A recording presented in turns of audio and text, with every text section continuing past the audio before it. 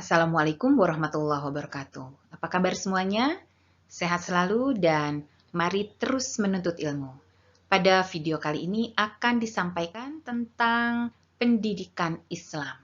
Apa itu pendidikan Islam? Dasar dari pendidikan Islam, sumber, fungsi, dan yang lainnya. Simak terus.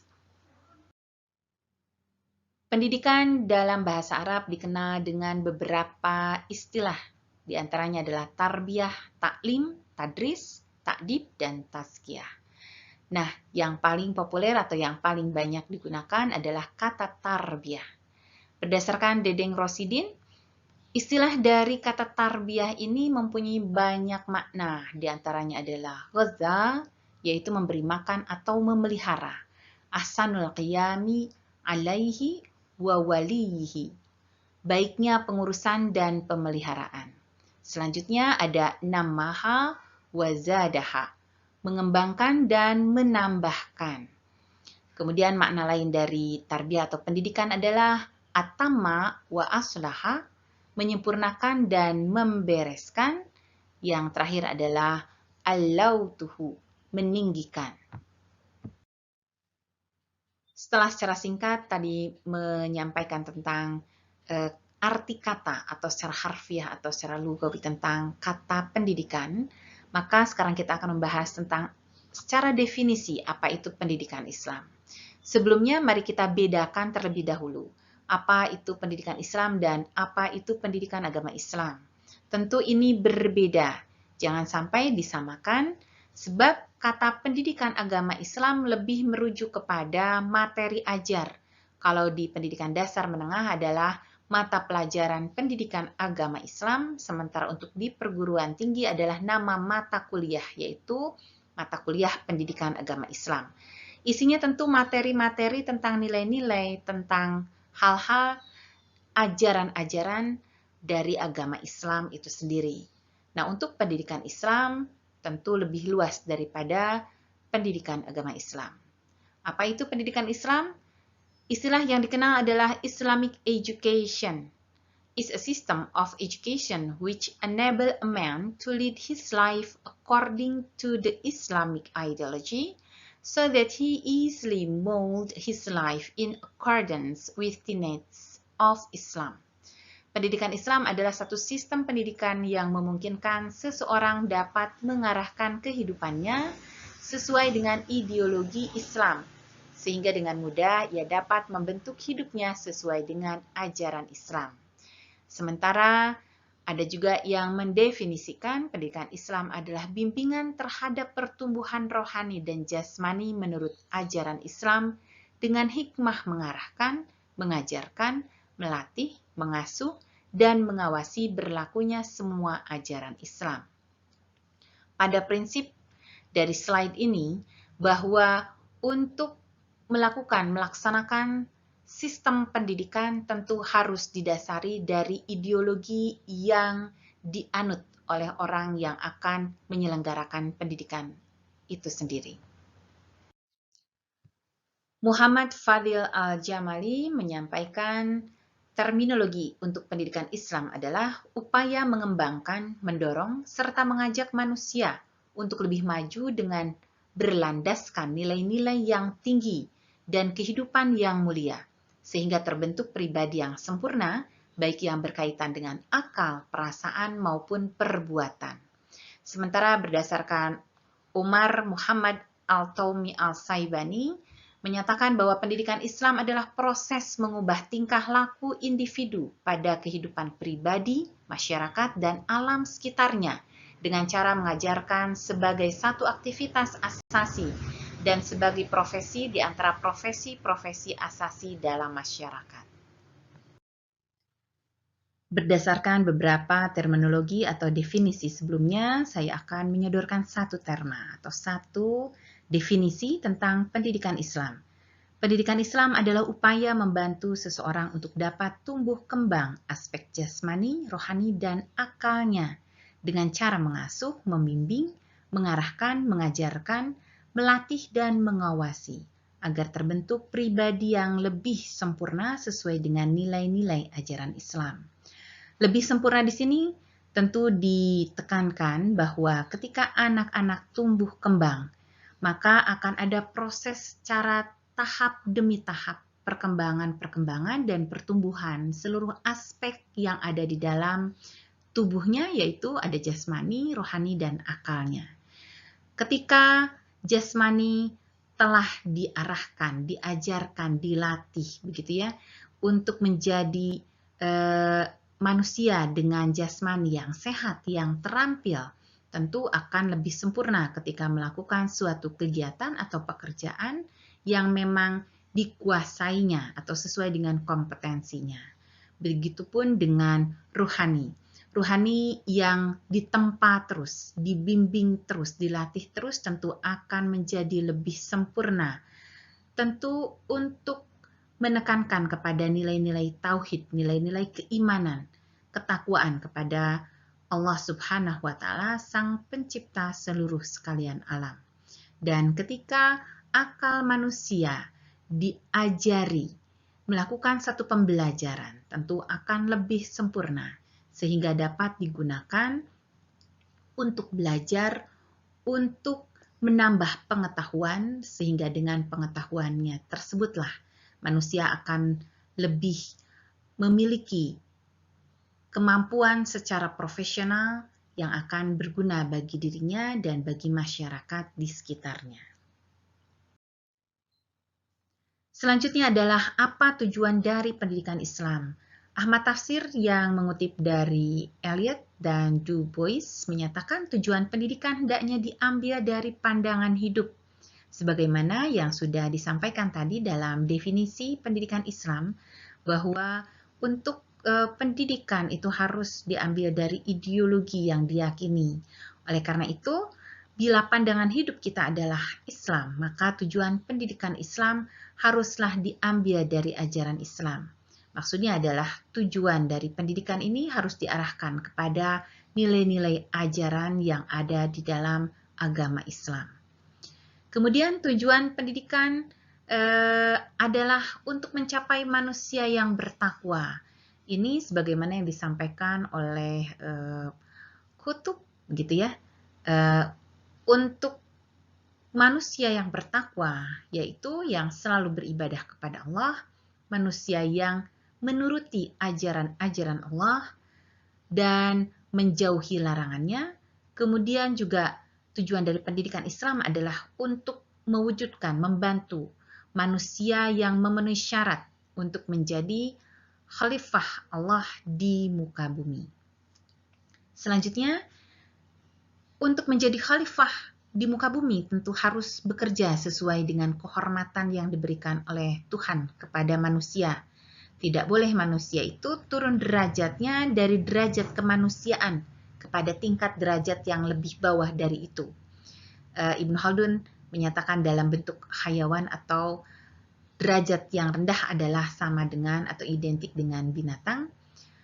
Maka untuk menjadi khalifah fil ard harus memiliki kemampuan yang memang dibina, dilatih, sehingga akan mampu menjalankan tugasnya membangun bumi sesuai dengan wahyu Allah. Tujuan pendidikan Islam dari para ahli lain adalah untuk menjadikan manusia yang beribadah kepada Allah, kemudian menjadi individu, menjadi masyarakat, dan menjalani sebuah profesi. Itu adalah dari tujuan dari pendidikan. Dan selanjutnya, tujuan dari pendidikan adalah untuk pembinaan akhlak, menyiapkan hidup di dunia dan akhirat, penguasaan terhadap ilmu, terampil bekerja di masyarakat. Ini berdasarkan Al-Abrashi, dan tujuan dari keagamaan menurut Munir Musi adalah pengembangan akal, akhlak, pengajaran kebudayaan, dan pembinaan kepribadian. Tujuan pendidikan lainnya berdasarkan Abdul Mujib dan Yusuf Muzakir, diantaranya ada tujuan normatif, fungsional, dan tujuan operasional. Sementara berdasarkan Abdul Rahman Saleh Abdullah, tujuan dari pendidikan yaitu untuk pembentukan jasmani, rohani, akal, dan sosial. Tujuan pendidikan Islam juga dirumuskan dalam Konferensi Pendidikan Islam Sedunia di Islamabad pada tahun 1980, yaitu ditujukan untuk mencapai keseimbangan pertumbuhan personalitas manusia secara menyeluruh dengan cara melatih jiwa, akal, perasaan, dan fisik manusia. Dan tujuan akhir dari pendidikan diarahkan pada upaya merealisasikan pengabdian manusia kepada Allah atau Abdullah, baik pada tingkat individual, masyarakat, dan kemanusiaannya secara luas. Disebut tadi bahwa penghambaan manusia kepada Allah adalah Abdullah, yaitu hablum minallah, dan tujuan lain adalah hablum minanas, yaitu bagaimana manusia berinteraksi sesuai dengan perintah Allah dengan cara yang baik terhadap sesama manusia dan makhluk lainnya. Selanjutnya bahasan kita, Bapak dan Ibu, rekan-rekan mahasiswa, adalah sumber pendidikan Islam. Apa itu sumber pendidikan Islam? Yang dimaksud dengan sumber pendidikan Islam adalah semua acuan atau rujukan yang darinya memancarkan ilmu pengetahuan dan nilai-nilai yang akan ditransinteralisasikan dalam pendidikan Islam. Sumber ini tentunya telah diyakini kebenaran dan kekuatannya dalam menghantarkan aktivitas pendidikan dan telah teruji dari waktu ke waktu. Kemudian sumber pendidikan Islam kadang-kadang disebut juga dengan dasar ideal pendidikan Islam. Sumber pendidikan Islam terdiri dari 6 macam. Ini yang diusung oleh Abdul Mujib dan Yusuf Muzakir. Di antaranya adalah Al-Quran, As-Sunnah, kata-kata sahabat atau mazhab sahabi, kemaslahatan umat atau sosial, masalil al-mursalah, kemudian tradisi atau adat kebiasaan masyarakat, urf, hasil pemikiran para ahli dalam Islam atau ijtihad. Tentu dari beragam pemikiran dari para ahli akan berbeda sumber-sumber dari pendidikan Islam. Silahkan Bapak dan Ibu atau rekan-rekan mahasiswa membaca, menambah ilmu pengetahuan dan menganalisis, dan sekiranya sumber-sumber apa yang memang paling tepat atau diyakini oleh rekan-rekan yang dapat dijadikan sebagai dasar sumber pendidikan Islam. Dalam menjalankan pendidikan Islam, tentu perlu ada dasar untuk pelaksanaannya. Di antaranya ada 7 dasar operasional pendidikan Islam, yaitu dasar historis, dasar sosiologis, dasar ekonomi, dasar politik dan administrasi, dasar psikologis, dasar filosofis, dan dasar agama. Selanjutnya, dalam menjalankan praktik pendidikan Islam tentu harus memiliki prinsip-prinsip yang memang hendaknya dipegang. Prinsip dari pendidikan Islam diantaranya adalah prinsip universal, prinsip keseimbangan dan kesederhanaan, prinsip kejelasan, prinsip tak bertentangan, prinsip realisme dan dapat dilaksanakan, prinsip perubahan yang diingini, prinsip menjaga perbedaan-perbedaan individu, dan prinsip dinamis dalam perubahan dan perkembangan. Fungsi pendidikan Islam diantaranya adalah sebagai alat untuk memelihara, memperluas, dan menghubungkan tingkat-tingkat kebudayaan, nilai-nilai tradisi dan sosial, serta ide-ide masyarakat dan bangsa. Ada juga Ramalu Yulis yang menyatakan fungsi dari pendidikan Islam adalah alat untuk mengadakan perubahan, inovasi, dan perkembangan yang secara garis besarnya melalui pengetahuan dan skill yang baru ditemukan, dan melatih tenaga-tenaga manusia yang produktif untuk menemukan perimbangan perubahan sosial dan ekonomi. Selanjutnya adalah aspek pembinaan dalam pendidikan Islam. Apa saja aspek yang perlu dibina pada saat proses pendidikan berlangsung? Di antaranya adalah aspek jasmani, akal, akidah, akhlak, kejiwaan, keindahan, dan kebudayaan. Dari beragam pembinaan pendidikan Islam, aspek-aspek kemudian ada yang mengerucutkan kembali menjadi 3 aspek saja, yaitu Ahmad Tafsir menyatakan ada 3 aspek binaan dalam pendidikan, yaitu aspek jasmani, akal, dan hati. Sementara ada 3 tempat pendidikan yang dapat digunakan di dalam proses pembinaan pendidikan, yaitu dalam keluarga, di masyarakat, dan di sekolah. Tentu kita akan bertanya, siapa sebenarnya penanggung jawab pendidikan ini? Sebab ketika di tataran empiris atau di lapangan, ketika ada anak-anak salah atau ditemukan mereka berperilaku salah, terkadang orang tua atau para pendidik menyalahkan anak-anak. Namun apakah benar demikian? Siapa yang bertanggung jawab terhadap pendidikan? Maka Bapak dan Ibu atau mahasiswa, penanggung jawab pendidikan tentu ada di 3 lingkungan pendidikan, yaitu penanggung jawab di keluarga, tentu ini adalah kedua orang tua ya, Bapak dan Ibu atau ayah dan ibu. Kemudian penanggung jawab di sekolah, yaitu kepala atau pemimpin di sekolah, dan para pendidik, yaitu guru. Untuk di jenjang pendidikan tinggi adalah para dosen. Kemudian di masyarakat. Siapa di masyarakat? Tentu adalah orang-orang dewasa, tokoh-tokoh masyarakat, para orang tua yang ada di masyarakat, semuanya adalah para penanggung jawab pendidikan. Utamanya adalah pendidikan Islam. Dan tentu saja ada lembaga-lembaga lain di dalam masyarakat, yaitu lembaga-lembaga pendidikan Islam. Di antaranya adalah majelis taklim misalnya. Kemudian ada masjid, ini juga adalah termasuk lembaga pendidikan Islam. Tentu para pengurus atau para ustadz, para kiai, dan juga termasuk pesantren, di mana dipimpin oleh para kiai atau para ustadz. Nah, ini adalah para penanggung jawab pendidikan Islam. Dan tentu saja mereka tidak bisa mandiri melakukan proses pendidikan, satu sama lain harus saling membantu, saling melengkapi agar terwujud lulusan dari pendidikan ini, yaitu yang memiliki kemuliaan, kesempurnaan dari tumbuh kembang seluruh aspeknya. Selanjutnya adalah di mana saja pelaksanaan pendidikan Islam dapat diselenggarakan. Sebagaimana yang baru saja diuraikan, ada lembaga-lembaga pendidikan Islam yang memang merupakan tempat di mana kita dapat melaksanakan proses pendidikan. Yaitu yang pertama dan utama adalah keluarga. Yang berikutnya adalah sekolah atau madrasah, perguruan tinggi, masyarakat atau di lingkungan masyarakat, begitu ya. Kemudian di masjid, di majelis taklim, di pondok pesantren.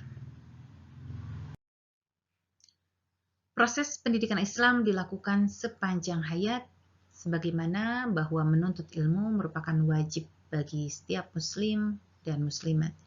Kemudian bersifat dinamis, progresif, dan inovatif, merujuk pada 2 aspek utama, yaitu pendidikan tauhid dan pendidikan perkembangan tabiat atau potensi peserta didik.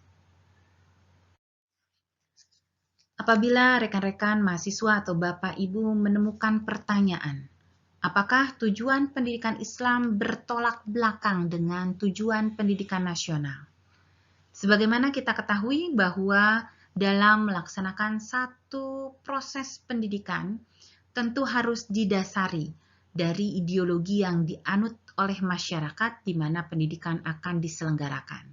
Di Indonesia, sebagaimana kita ketahui, ideologi negara kita adalah Pancasila, di mana sila pertama adalah ketuhanan yang Maha Esa.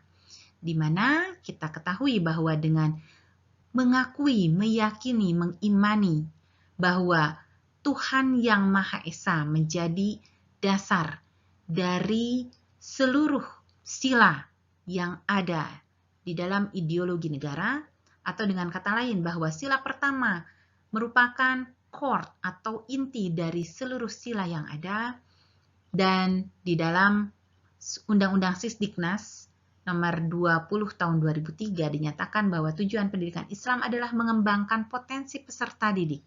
agar menjadi manusia yang beriman dan bertakwa kepada Tuhan yang Maha Esa, berakhlak mulia, sehat, berilmu, cakap, kreatif, mandiri, dan menjadi warga negara yang demokratis serta bertanggung jawab. Sehingga lulusannya akan memiliki sikap yang sesuai dengan nilai-nilai ajaran yang diyakini oleh mayoritas masyarakat yang ada di dalam negara Indonesia, memiliki pengetahuan dan keterampilan yang dibutuhkan di dalam hidupnya. Dengan memahami ini, tentu kita dapat menyatakan bahwa tidak ada pertentangan antara pendidikan nasional di Indonesia dengan pendidikan Islam.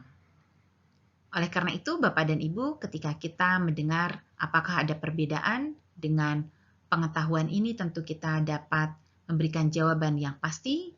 Pendidikan Islam di Indonesia dapat berkembang sesuai dengan tujuan pendidikan nasional yang berakar kuat dari inti terhadap keyakinan ketuhanan yang Maha Esa.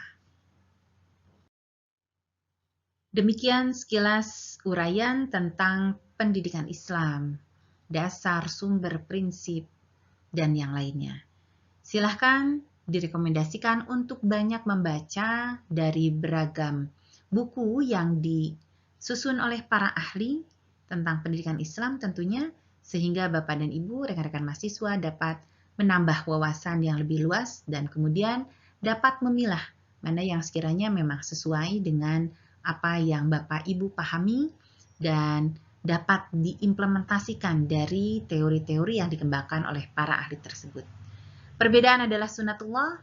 Silahkan Bapak Ibu memiliki perbedaan-perbedaan sesuai dengan pengetahuan yang didasari dari ilmu-ilmu yang memang sudah dituangkan oleh para ahli.